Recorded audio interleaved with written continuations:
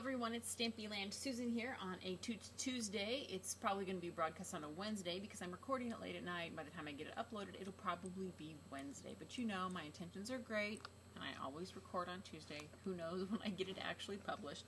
But I have a fun little answer to show you today from a couple questions I got. I did a show, I think it was two videos ago, about sentiment stamps and how I'm totally into sentiments and how I'm trying to up my collection because I tend to focus on die-cut images, die-cut sentiments and die-cut fonts. So I'm trying to up my sentiment stash, and I've gotten quite a few of them. I'm loving the Hero Arts, and I try and generally go for the kind of generic ones, the ones that I can use for lots of thinking of you and missing you and happy day, and instead of like all the lovey-dovey or the specific birthday or celebrations, I try and do lots of the generics.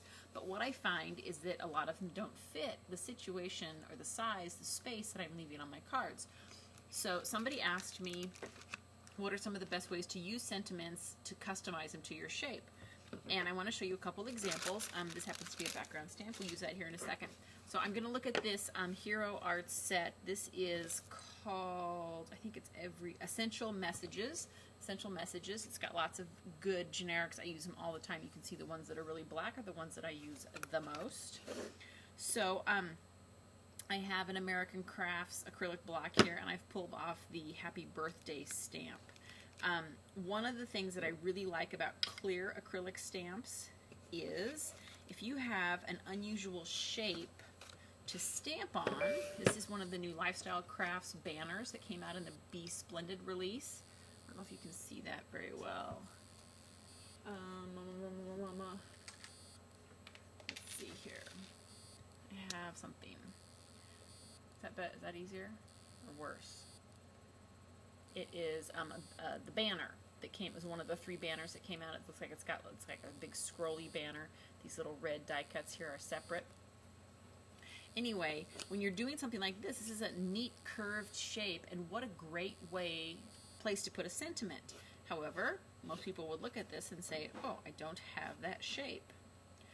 But with clear acrylic sentiments, you can totally curve and curl anything to fit your space because it's not going to ruin your acrylic stamp. So usually what I do is I lay it down, kind of eyeballing it, and then you just kind of work your way around and keep checking it to see if it lines up. Obviously it's uninked right now. Okay, so here I'm looking down through my stamp, or through my block, excuse me, and I see that it lines up. So once I have that lined up, and you can see it is relatively curved, it's pretty curvy on there. Grab my Memento ink.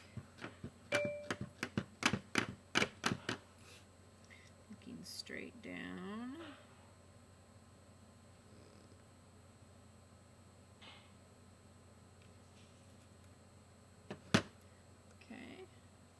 There is my curved sentiment, custom curved, on that custom curvy banner.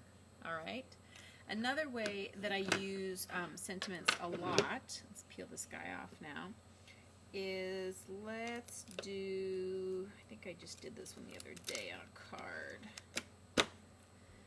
card. A lot of times the companies that are making stamps do long skinny ones because they're just so much easier to do one string of text. I love the blocks. This is an American Crafts block, and I love the blocks that have the grids because it really helps when you're lining up your sentiments. This one says thinking of you. Okay, it's it's almost 3.5 inches across. Well, I usually don't seem to find myself leaving that much space. So a lot of people will tell you, and it's perfectly fine, and you can do it. A lot of people will tell you that it's okay to cut your sentiments, your clear acrylic sentiments, apart with a pair of scissors. And it is, it's totally fine. The only thing is then I end up with all these little tiny pieces. I would end up with a thinking and an of and a you, and I promise you I would lose the of. So what I do is I grab my Post-it notes and I stick them on here, And a lot of times they'll stay just fine if the Post-it is fresh. If the Post-it, like this one I just took off, if the Post-it is not fresh, I'll go ahead and grab a hunk of tape and actually just wrap it around my block like that. Okay, so it's taped on there. Then I have just the thinking exposed. Now the only thing you have to be careful, and I just did it, is I just got ink on there. Okay, yeah, you have to be careful to not. So what I'm going to do is to fix that is to cover it up with some tape. It's probably best. Usually I use a little tiny one. It's best if you hold it, and because you don't want to get ink on the paper, because otherwise it'll go on your project. So I covered it up. Here's a little tag that I'm going to stamp on. Thinking. And then just peel your tape off, or your Post-it note. Okay, now that that one's inky, I'm going to go ahead and grab another one. So now this one, I'm going to cover up both sides. I'm going to cover up I'm going to expose I'm going to cover up the U, and I'm going to cover up the thinking. And I just stick the Post-it note right there, and these are, like I said, these are fresh, so they're fine. So now when I look through, I can still see the of is exposed. Now this one's a little bit harder. I'm just going to hold my ink up and pull it up and just rub over the OF. See if I can do it without getting it. I got a little bit on the paper. We'll see how it goes.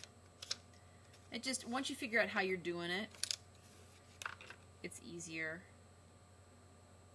And actually, when I'm doing a whole bunch of them, I've done it before where I ink the whole thing up. I'll show you how to do that the next time. I'll ink the whole thing up and then cover it up, because then you're not doing what I'm doing here, is stamping the paper. So let's do it this way. So ink up your paper,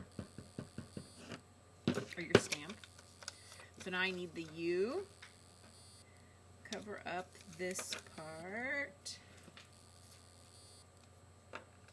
Line up my U. There you go. So now I took that long skinny sentiment that was almost 4 inches long, and I turned it into a triple line of stamped text, but I didn't have to destroy my sentiment. Okay, didn't have to destroy my nice long sentiment. It's all ready to go. You can do the same thing. You can curve. Didn't have to cut that apart either. Just literally take your stamp and see. I mean, you're not going to ruin it. Now you will find that there is a point where you can't curl it anymore because it starts to buckle in on itself. But you'd be surprised how curvy you can get these.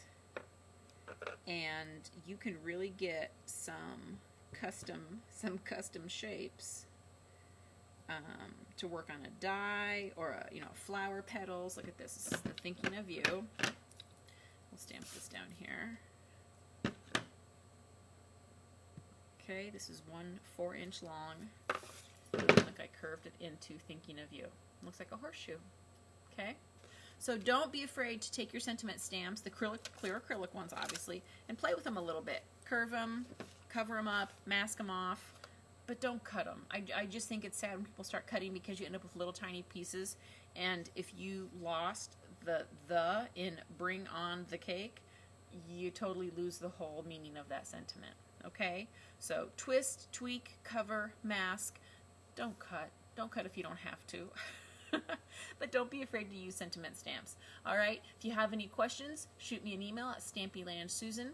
Make sure you look, or stampylandsusan@gmail.com. Make sure you look at the Hero Arts, great Hero Arts sentiment stamps. All kinds of fun stuff. My other current favorite sentiment stamps are these by Pink by Design, because they have so many great. They have big bold ones and little tiny ones. You can mix and match all the big bold words and the little tiny accents words. Really some great stamps there by Pink by Design and Hero Arts, but almost all the lines have some kind of a sentiment in there. Check them out, add some to your shopping cart, give yourself a weekend treat this week. Thanks for watching. Everything here available is at stampyland.com, and we'll see you next time on a Toot Tuesday.